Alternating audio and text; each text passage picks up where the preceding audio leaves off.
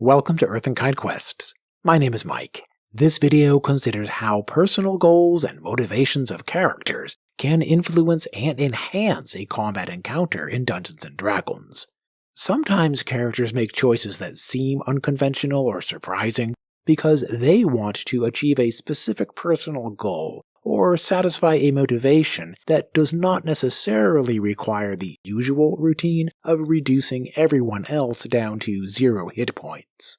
A character with a personal goal or motivation could be more directly invested in what happens, could make extra risky decisions, and could reshape the battle into unexpected directions. These aspects applied for at least 3 of the characters in a recent episode of the series of Nemesis Battles. Hopefully without too many spoilers here, these 3 examples can encourage new ways of thinking about how personal goals and motivations can work in your combat encounters.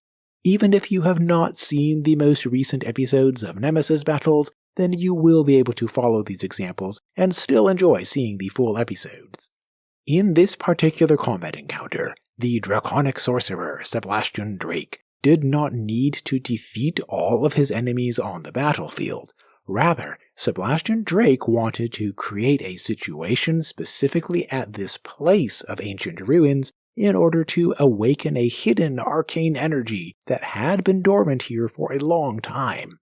After the combat started, then the sorcerer Sebastian Drake accepted the opportunity to inflict damage against his enemies, yet he always intended to run away at a convenient point.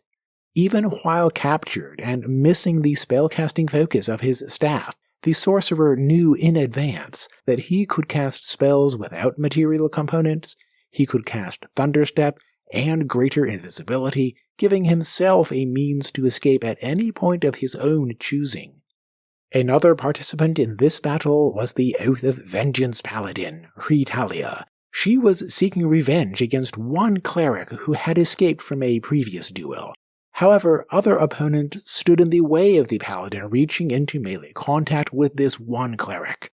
Additionally, the Vengeance Paladin recognized that she needed to contribute to the overall battlefield situation in support of her allies. After one ally created the Darkness spell, then the Vengeance Paladin, Ritalia, knew that her blind fighting style gave her a specific advantage against any enemies inside this zone of magical darkness. In this unique case, Ritalia was not concerned about opportunity attacks when moving away from a melee combatant outside the darkness. She knew that she would gain special advantage after entering into the darkness.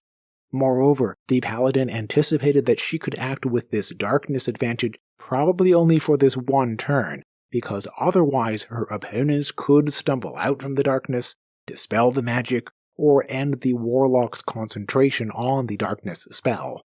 Within the darkness, Ritalia delayed her personal interest in seeking revenge against the Life Cleric. Instead, she focused on attacking another Paladin within this unique situation of being able to do so most effectively only within this limited time.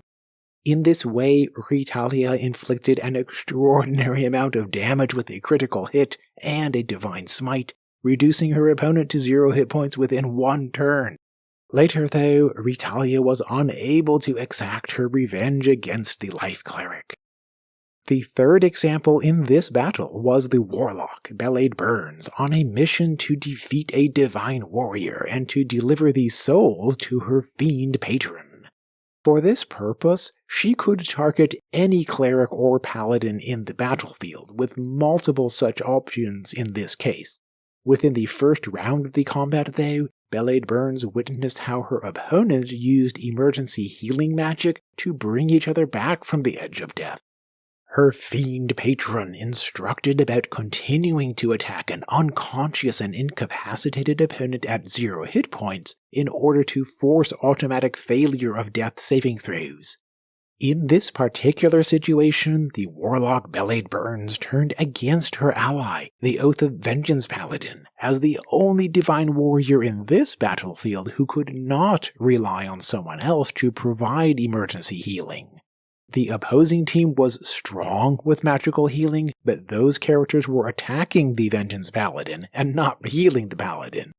In this way, the Warlock could join in the opposing team's focus on attacking the Oath of Vengeance Paladin.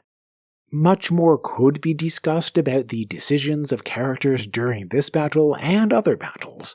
For now, in the comment section, please share your ideas and experiences about how to bring the personal goals and motivations of characters into a combat encounter. What aspects have worked for you? What parts would you like to explore more? As always, thank you for watching. I will see you in the next video.